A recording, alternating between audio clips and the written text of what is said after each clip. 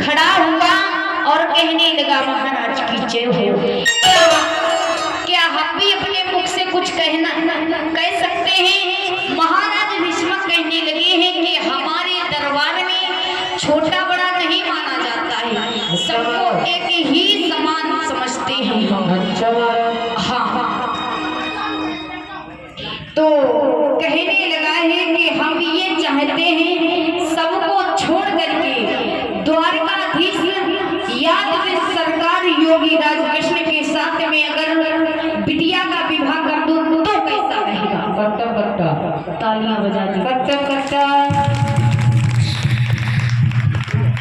जब तालियां बज जाती हैं भैया, उसी समय पे महाराज भीष्म कहने लगे बेटा तुमने तो हमारे मुंह की बातें छीन ली है। अरे देवर्षि नारद ने जिस समय हमारी बिटिया को हाथ देखो तो वो भी गए थे कि तुम्हारी बेटी का विवाह द्वारकाधीश कन्हैया के साथ में होगा। जब इतनी बात कही है, महाराज भीष्मक ने नाई और पंडित को बुलवाया, पत्र लिखा और कहा कि ये पत्र जाकर के द्वारकाधीश कन्हैया को दे दो। तो जिस समय इतनी ही बात कही है, उसी समय पे भैया रुकुम जो था पैर पटकता हुआ चला आया। ए बूढ़ेगा, क्या मत बौराएगी क्या? क्यों? तुझे कन्हैया ही अच्छा लगो और क्या तुम्हें कौन अच्छा लगो?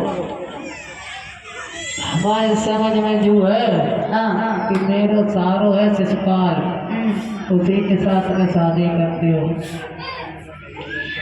आज उसी समय पर रुकुम पैर पटकता हुआ चला आया, कहने लगा पिताजी बड़ा खुशी छाई हुई है, क्या बात है?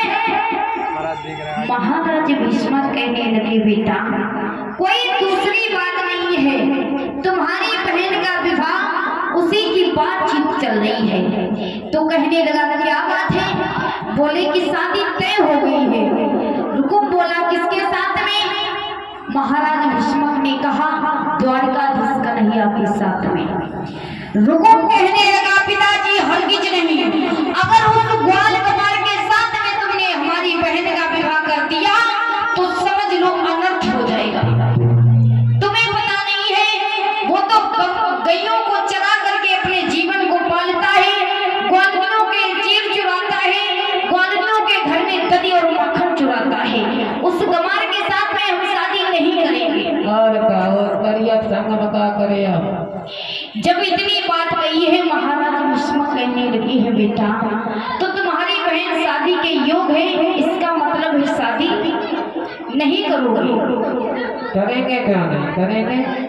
तो रुकुम कहने लगा अगर तुमने कोई भूल से भूल कर दी तो समझ लेना हजारों बच्चे अनाथ हो जाएंगे, हजारों माताओं की बिछियां उतर जाएंगी। बोला है